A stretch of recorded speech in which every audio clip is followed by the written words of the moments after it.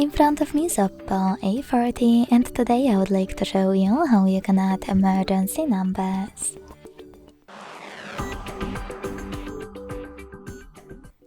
Begin by opening Settings and scrolling down to access Safety and Emergency.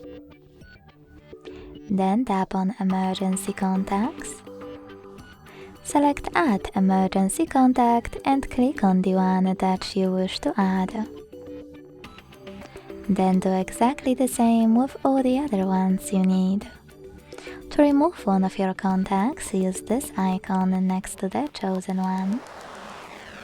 And last but not least, make sure that this switcher is blue next to Show Info when locked for all of your contacts to be accessible from locked screen. Thanks so much for watching. If you enjoyed this video, leave a like, comment and subscribe. Bye!